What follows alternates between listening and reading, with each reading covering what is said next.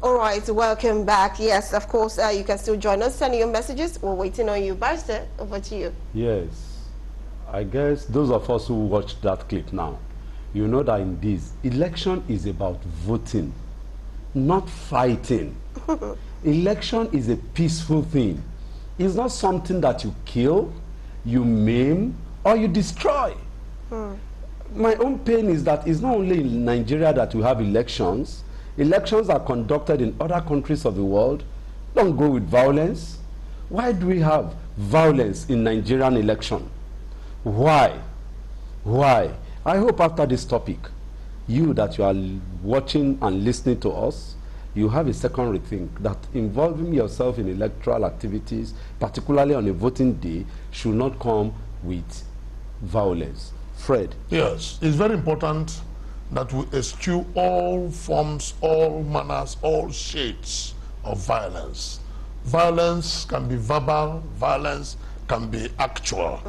Verbal violence usually comes from politicians and their supporters, and then which is called hate speech, all right, which has wreaked havoc in some countries that have paid lip service to controlling verbal violence. And then actual violence usually perpetrated by supporters of some politicians who themselves don't want their own children to get involved. I usually ask some people, if you know that electoral violence is good, that man or woman that you are supporting, that your principal that you want to break other people's head on his behalf, ask him to give you his daughter's hand in marriage.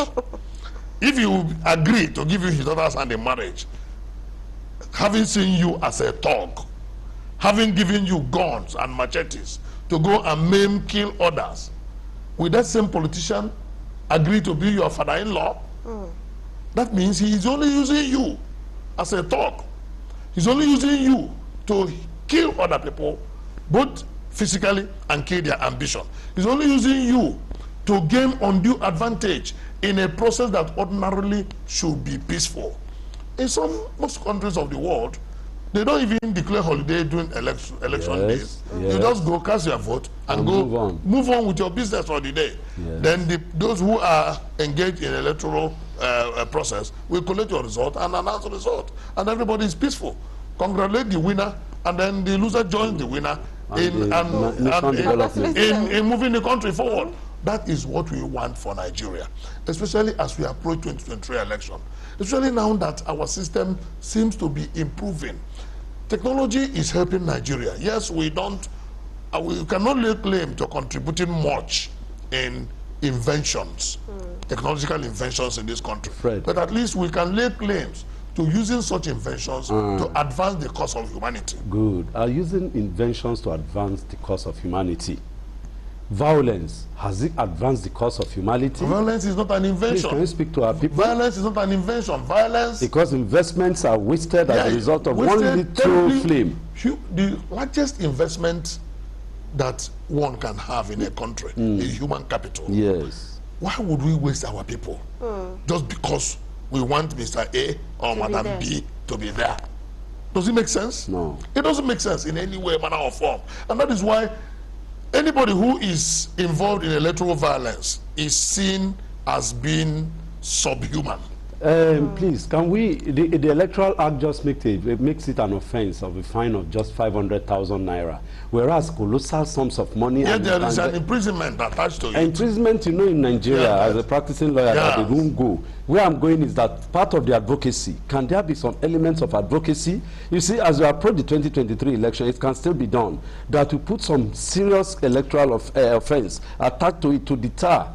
Yes, I think the major problem, the major issue will now be, how do we think more of deterrence than punishment. Both. Because yes, both is fine, but more of deterrence. No amount of punishment can bring back a lost life. Yes. In some cases, like you said, if the punishment is a fine of 500,000 and the violent person has caused colossal damage running into billions. So you see that the fine is nothing compared to. Let me just draw your example. Compared to the loss. the buses that were bought, let's take Lagos. As an example. Those beautiful, fine buses, Yes, modern buses that were bought. They just went, just with the Like stripe that. of a fire. Of a match. Of a match, Then- just like that. Like that. The other day I was reading that a young Hundreds of billions. one person just arrested. Just one person. At the end of the day, he will go to jail for 7 years So- or 14 so years. without again- What is the benefit to us, the people? Exactly. So that is why every measure that will be put in place to forestall, to dissuade, to to discourage violence should be put in place. Every measure should be put in place. And that I'm includes happy. parents. I'm happy with this advocacy. Yes. And then parents, look, the goodness of any society starts and ends in a home. For any society to be good, the home must be good. Yes. And how do you make the home good? Parents must be responsible. They must be able to tell their children what is right and what is But wrong. let's not forget that most of these people that act violent and those thugs actually, most of them are not staying with their parents. Probably they don't even know where their parents are. Well, so how would the thing is how would that they be able to the do Bible that? says, the Holy Book says, teach a child the way he should go, and when he They grows didn't drop up from heaven. and when he grows up, he will not depart from it.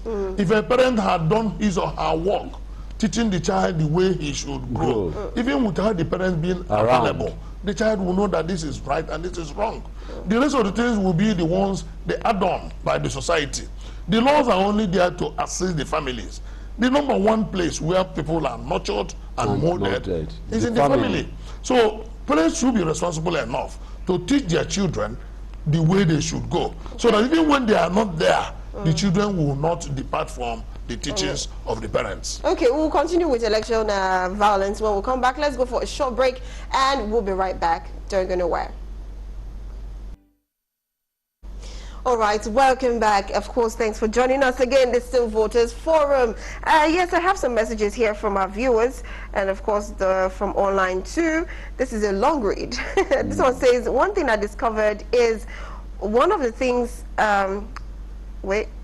most of these leaders didn't see themselves as, most of our leaders don't see themselves as servants, and that's where the problem is. Most of the battle we're fighting, which we think is from lineage dying in prayer house, is not all about leadership. This time around, what we need is good leaders, and it is left to us to choose the right leader. It's not about ethnicity, but by God-fearing person who have the people in mind, and of course put the people first. This is from Pastor Timothy Kolade from Ogijo. Another one says, hi Barrister Wale, that's you. So what is the update on the alleged vote buyers arrest in Ekiti State election? This is Charles from Lagos. Can you quickly They are still working on it. They are investigating. You know, it's police matter, and it will take some time. They will say they are investigating and so. Exactly. But we are on it. And I think his question is coming because of the punishment. We were talking about the punishment and all of that. Yes, Okay. yes. Another one says, this is from Professor Charles in Lagos. Says, good afternoon. Does democracy develop in a society where there is high level of poverty, unemployment, illiteracy? If yes, how? Well, you see, this thing I think. Oh, sorry. well, democracy can develop in such environment. After all, number one and critical cardinal thing of democracy is freedom. Yes. Okay. The number one thing is freedom, and then a free mind can do exploits. That is a beautiful thing. A mind that is gagged, a person that is gagged, has limited opportunities to do exploits. So we must understand that. And yes, there is poverty, there is hunger, but this can also be solved with democracy. Yes. What is important is elect credible people. Give them fear of God. Give your mandate to people who will not abuse your mandate and protect your mandate. That answers it.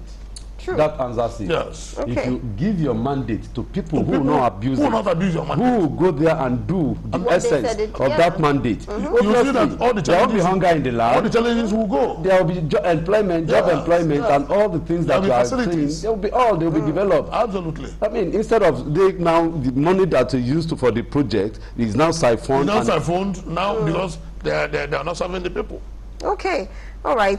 If I may ask, we're still we're talking about those ones who you say their parents, if they don't have their parents, based on Togri. Now, if indeed, let's assume even the parents themselves didn't have that education, that bringing, that home bringing, that nurture, mother, father, guideline and everything, and they actually just give birth to their child and allow the child to, okay, go and hustle and breed. Now, I'm saying, what is actually the solution to this? Because most of those people that actually partake in this Togri are basically mostly illiterate. There are two ways to find solution to challenges. You deploy what we call the carrot and the stick approach.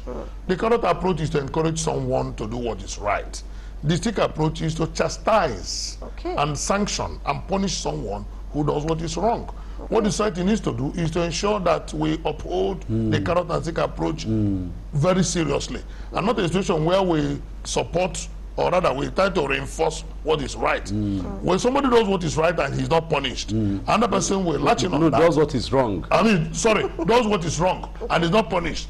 Another person will latch in on that and do what is wrong. But when our punishment mechanism is strong, and then our reward mechanism is also very strong, then you have the right way, you have the wrong way. The choice is yours. To confirm what you have said, everyone knows what is good. Even these illiterates. Nature makes it so. There is a Yoruba adage that says your child is not a washerman. Of course. And is bringing clothes home. Then clothes definitely you know that. You know that something is wrong somewhere.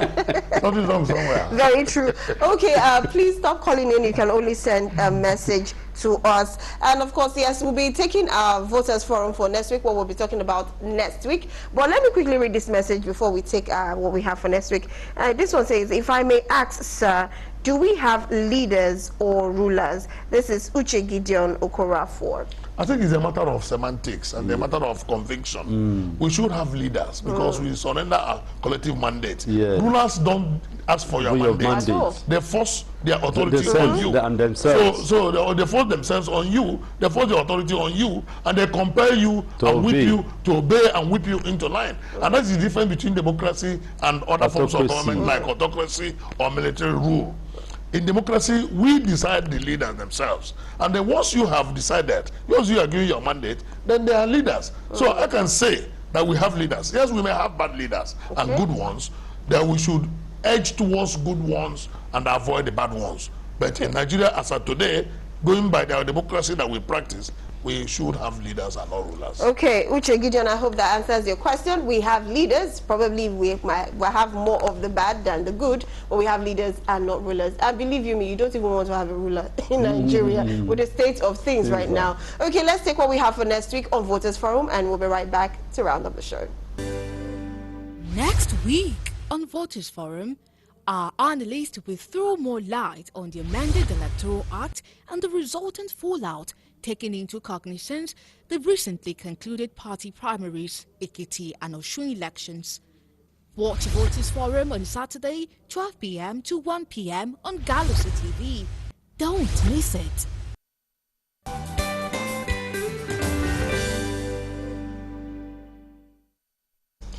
All right, welcome back. This one, let me just quickly read a message from Daniel Nsika. It says, I have to highly recommend you all for this novel program. And of course, this will add credibility to Nigeria elections. And it says, we need a violence-free and fair election. However, we all, especially our leaders from their diverse affiliation, to take responsibility.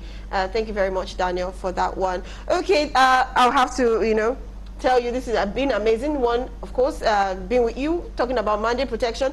To be honest, I understood what mandate protection was, but you gave a more thorough and in-depth education about mandate protection and, of course, election violence, yes. But to wrap up this show, I would like to ask, when it comes to election violence, what would you have to say to everyone out there, especially the youth? There are three principal people that are involved in election. One, the electorates themselves. They are the cardinal people. They are the numero uno in the process of election. The electorate themselves, you have the electoral umpires, and you have the security agencies. Okay. Usually the electoral umpires do not cause violence. They can only create circumstances That will that can lead to violence, and they will be called out at the end of the day.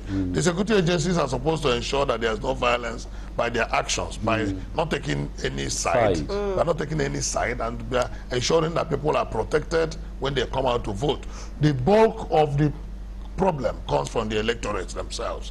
And then the electorate themselves, who are the ones that give out that mandate, they are the ones that should eschew violence, ensure that nobody is hurt, nobody is injured, nobody is wounded, nothing is destroyed, because elections should be all about decision.